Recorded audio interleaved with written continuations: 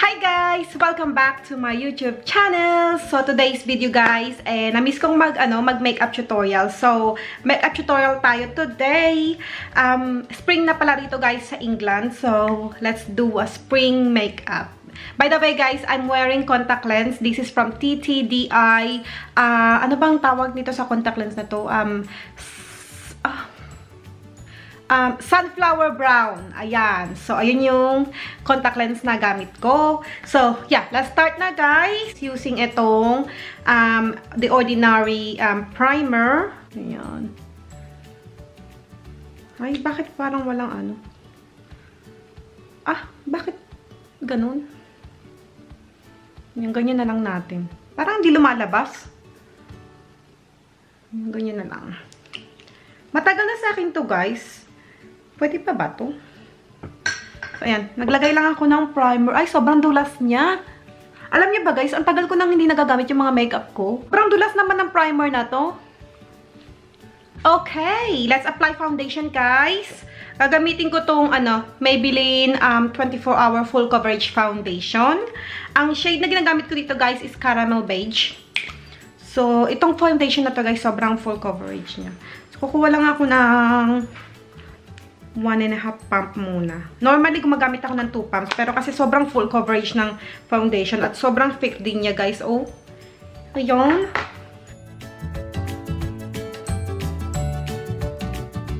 I-blend ko lang ang aking foundation. Mas prefer ko, guys, gumamit ng damp sponge kapag nagbe-blend ng foundation. Kasi parang feeling ko mas flawless tignan kapag, sponge yung ginagamit mo. Diba? Ang flawless niyang tignan.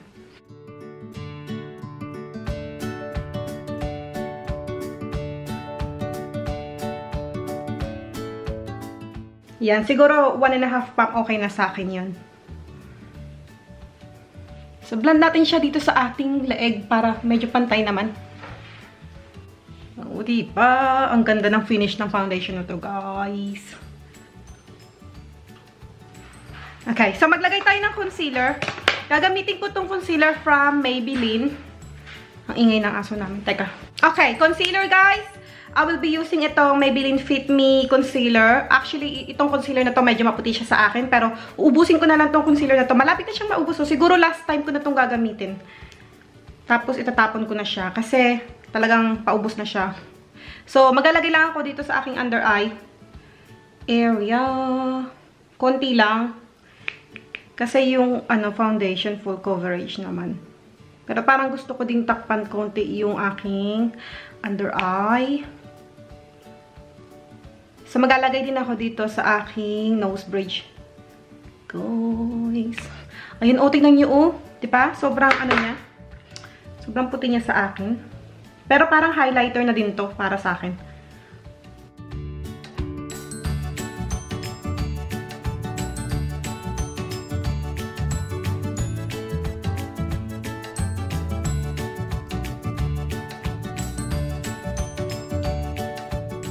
Next, guys, isaset ko lang ang aking concealer. Ito lang ang gagamitin ko, guys. This is the Wet n Wild Megaglo Contouring Palette. So, ayan. Yung banana shade ang kukunin ko, guys. This is in the shade Caramel Toffee. Pero ito yung kukunin ko pang set ng, concealer.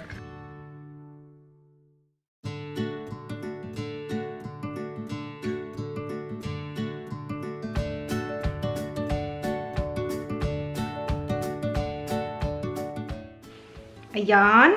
So, naset natin ang ating concealer.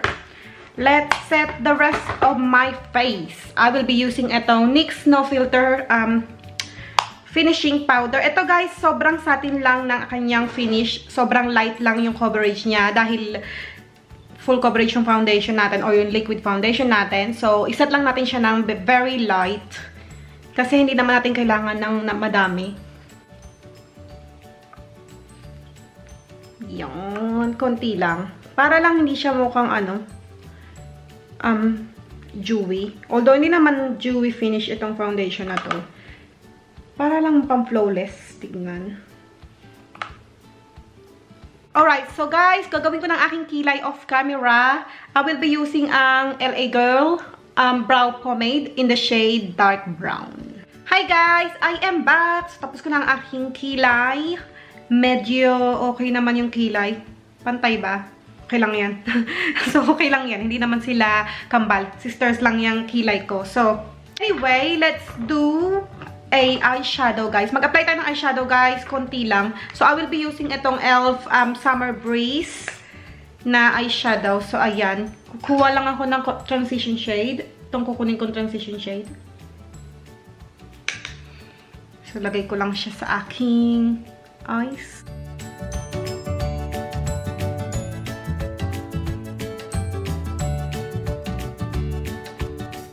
Maganda talaga, guys, alam nyo, kapag naglalagay ka ng transition shade para, maganda yung pagbe-blend ng eyeshadow.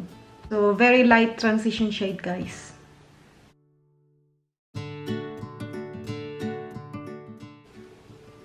And then, kukuha lang ako ng medyo dark na kulay para ilalagay ko siya sa aking outer V at saka yung sa aking crease.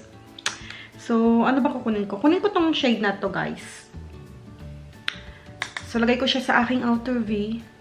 Konti lang para lang ma-tensify ang ating, tensify ba tawag dun? Para basta, para maganon. So, ayan, i-blend ko din siya sa aking crease, guys. Para mabigyan ng definition ang aking crease.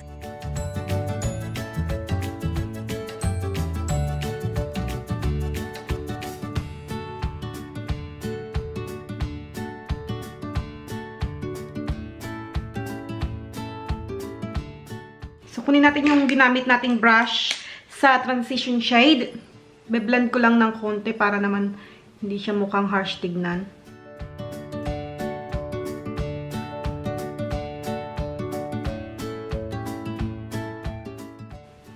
Ayan. And then, gusto kong mag-apply ng konting eyeshadow din sa aking lower lash line. So, apply tayo ng konti. Yung ginamit ko sa aking outer V. O, yun din yung gagamitin ko dito.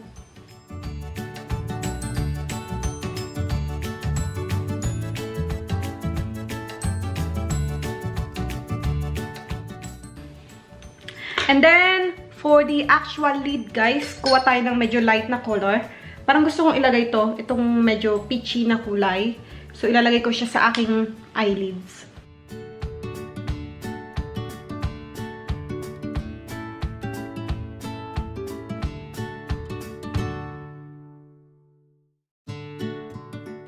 Ayan, guys. Diba? Konti lang yung nilagay ko. Then, blend ulit natin siya ng konti. Yung blending brush na ginamit ko kanina. Ayan. And then, let's apply white eyeliner sa ating waterline.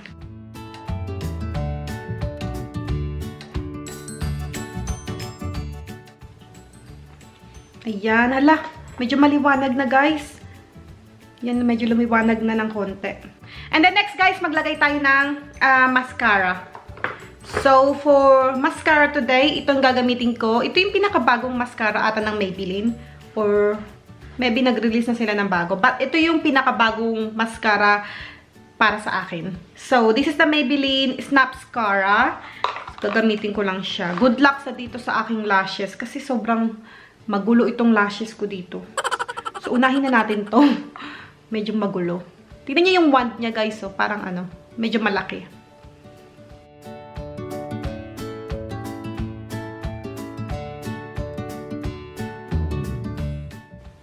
Nahihirapan talaga akong maglagay ng mascara dito sa side na to, guys.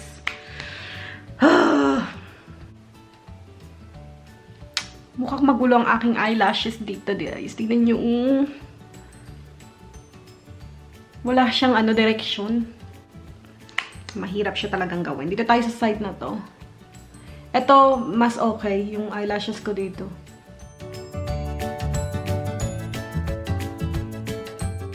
Diba? Mas okay yung lashes ko dito kaysa dito, guys. Okay lang yan. So, maglalagay din ako ng konting, mascara sa aking lower lashes.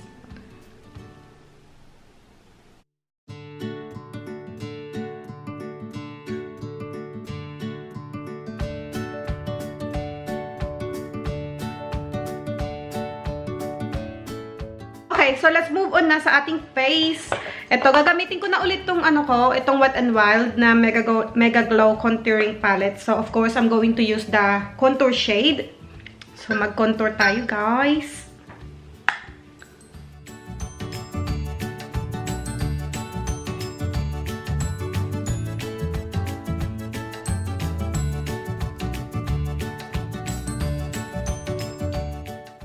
Naglagay din ako dito, guys, ng konti sa aking temple area. Konti lang. Dahan-dahan lang kayo dito sa product na to, guys, ha? Kasi medyo pigmented siya. And then, sa aking jawline, para hindi halatang aking mga fats dyan, guys. Takpan ang ating fats. Kunyari, slim yung mukha. Diba? Okay, and then I'm going to contour my nose as well, guys.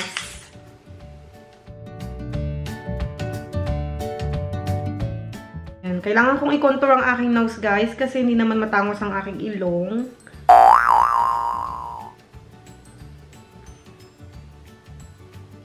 Okay, so next, guys, is blush.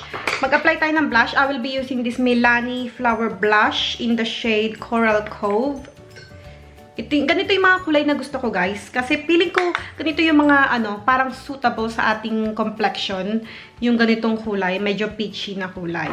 Lalo na sa mga morena dyan, tulad ko. Ayan. Ganitong kulay, best. Try mo.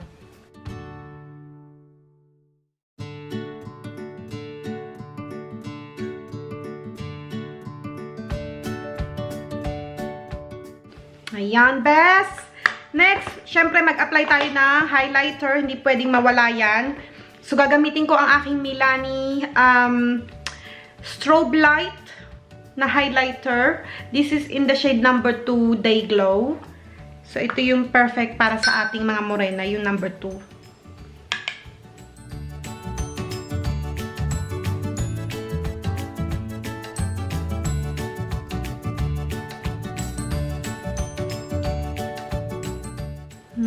Ayan, diba? Kumikinang na tayo, mga besh. Konti din dito. Sa ating nose bridge. Ayan. Meron akong question of the day, guys, para sa inyo. Ano yung favorite na highlighter brand ninyo, guys? Let me know. Comment nyo sa baba. And, kasi mahilig ako sa highlighter. So, gusto ko din malaman kung ano yung best highlighter para sa inyo. Okay, so, apply na tayo ng liquid lipstick. Liquid lipstick ba ito? Apply tayo ng lipstick. This is the Wet n Wild na Mega Last lipstick in the shade Mochalicious. Bagay ba to? Medyo dark pala tong lipstick na to. Parang hindi siya bagay. Hindi siya bagay, best. Wag yan. Wag yan ang gamitin natin.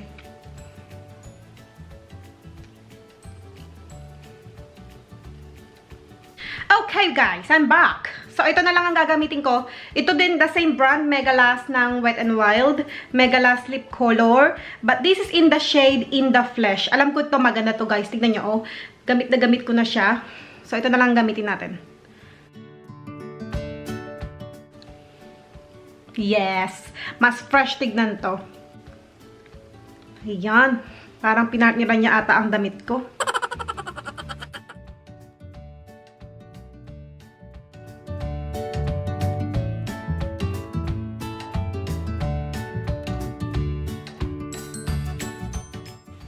Ayan! Best! Ang fresh ng na to. Ng lipstick na to. Okay. So, ayusin lang natin ang ating buhok.